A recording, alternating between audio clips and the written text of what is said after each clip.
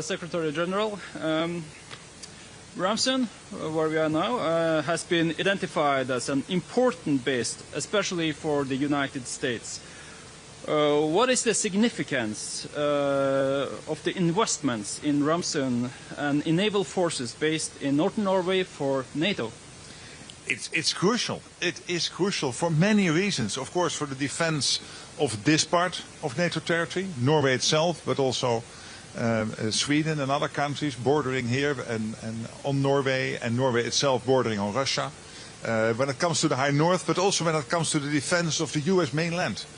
If anything would happen between Russia and the US directly, it might originate not far from here. So that means that we have to work together.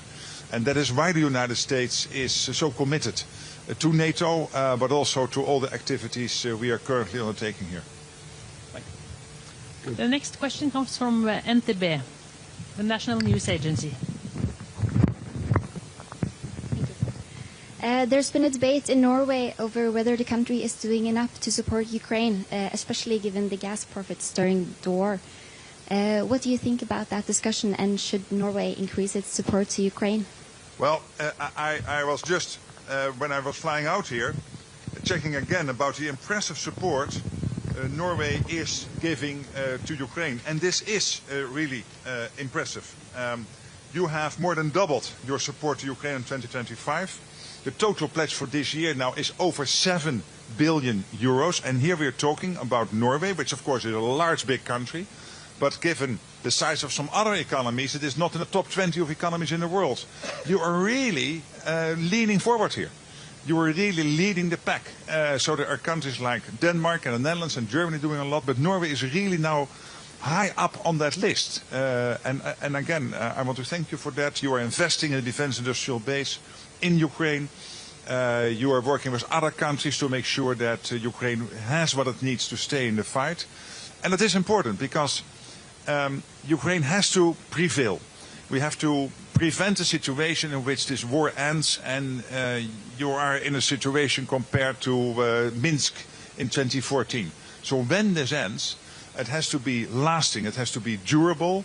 Vladimir Vladimirovich Putin should never ever try again to attack Ukraine, and the Norwegian contribution here, and again, I repeat the number, 7 billion euros. This is an enormous amount of money compared to other countries, but also as a sum in itself. I really commend you for that.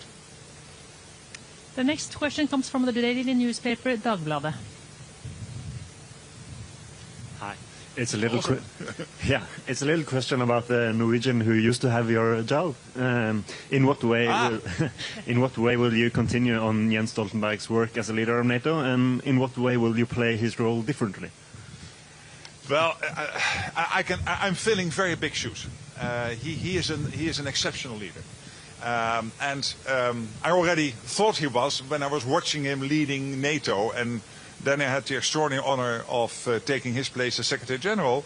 But of course, when you then enter office, you start to talk to people, and you start to realize, learning from the inside, what he did, for example, when 2022, the Ukraine war, when the full Russian onslaught on Ukraine started. He had to bring NATO together, sketch out the best way NATO could support Ukraine without becoming party to the conflict. This led to the setup of the command in Wiesbaden. This led to the joint training efforts, making sure that when all this military support for Ukraine is gathered from allies, that we deliver it to Ukraine in the best possible way. But also when it came to the accession of Finland and Sweden. And you have seen that because the Swedish accession was not easy. There is even now a beautiful documentary which is largely focusing on that part of his work. And then you see an exceptional leader, an exceptional diplomat, somebody who can also laugh, who has an ego which is manageable. So I really love the guy, and I really have a lot of respect for him. So I can only try to fill those shoes, try to take forward the work he started, including what Jonas was just telling, the Prime Minister, that we in the past would say, let's spend 2% on defense. Why 2%?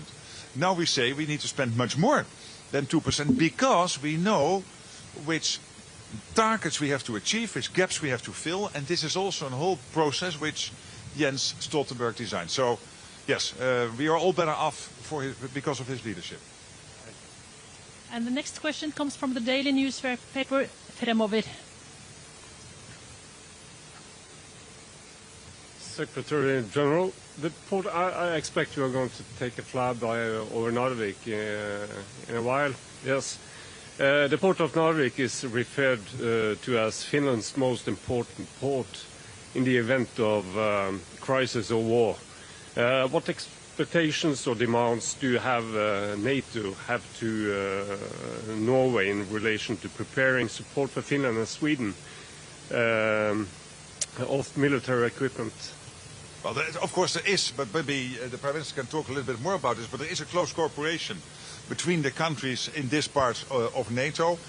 We know that Finland will host a forward land force, so that will be the 9th, next to the 8 we already had in Poland and the 3 Baltic countries, but also Romania and Bulgaria and Slovakia and Hungary. And that is important. And there is a close cooperation between all the countries here.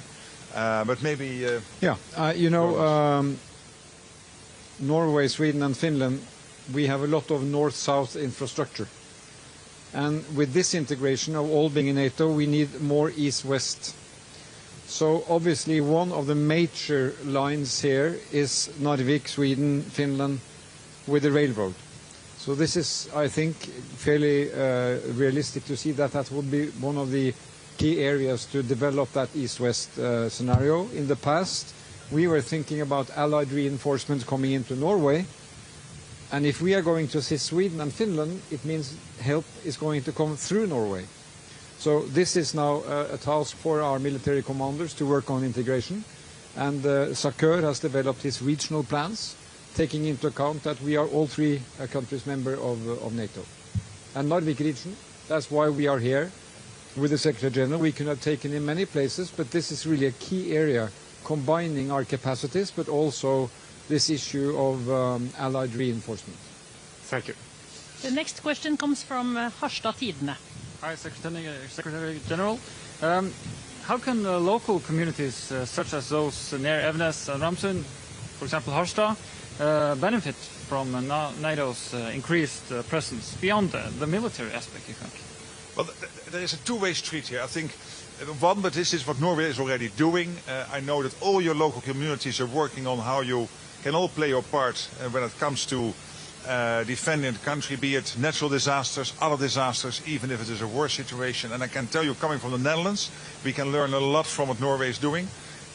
Because in many other countries we are not at that a sophisticated level of a whole of society approach your country has. And then, of course, when it comes to defense investments and spending, of course, there is a direct impact on the local community if there is a base and if Norway and together with NATO we are investing. But there's also an enormous impact on the defense industrial base. Norway has an impressive defense industrial base. This is one of the reasons why I'm constantly pleading with the EU to make sure that when the EU designs new policies, when it comes to defense spending, that they will make sure that Norway and the United Kingdom and Turkey, big NATO partners with big defense industrial base, that they are as much as possible connected to what the European Union is doing. But there will be a direct impact on the country when you spend more on defense. The defense dividend will also largely come back to the country itself. And of course this is not the main reason to spend more. You have to spend more to make sure you can fill the gaps and reach the targets. And make sure that when it comes to long-range missiles, maneuverable land formations, command and control systems, air defense systems, all these things we are lacking. And we have to spend a lot to make sure that we fill those gaps to stay safe not only now but also in 5 to 10 years. But there will be an absolute impact also on the national economies, particularly if you have a strong defense industrial base like Norway. Thank you. The next question comes from Forsvarets Forum. Hello, Secretary-General. Based on what you've seen today, what's your impression of the Norwegian armed forces? I am absolutely impressed. And we were just sitting in that in the car driving us to to the spot where we did the exercise, and I said to the guy driving the car, I'm really impressed with the Norwegian Armed Forces. You really have the best, and the hospitality here, the fact that you have so many men and women in uniform serving this proud nation, it is really impressive. I think you can be very proud. And the last question today comes from High North News. Hello, Secretary-General. What has been the most important input you have received so far during this visit, and to what extent will the High North and the Arctic be discussed at NATO's upcoming summit? For me, what I found really revealing when we had our secret briefings this morning, so I cannot tell you, of course, from those briefings, but when you, again, look at the map, not from the perspective as we would usually look at the map of the world, and particularly of NATO territory, but when you look at the map from the position of the North Pole, and then you take that perspective, and you see how close all these regions are interconnected, that we have 8 countries bordering there, 7 in NATO and 1 being Russia outside NATO, knowing that Russia is working closely together with China. That in itself, to have that change of perspective, to be here, to really sense and feel and speak with the people working on all these issues, is in itself a reminder of the importance of this issue, but it's also very inspiring to continue working on this. In the NATO summit in The Hague will be very focused on spending, on production, on Ukraine. So I'm not sure that we will go in every detail of every aspect, but I can assure you that you have an excellent ambassador to NATO. She and the other 31 ambassadors will continue taking this forward, this issue of the High North, in the coming weeks and months, because together with the 7 countries and NATO we have to do that. Thank you. Thank you. Thank you.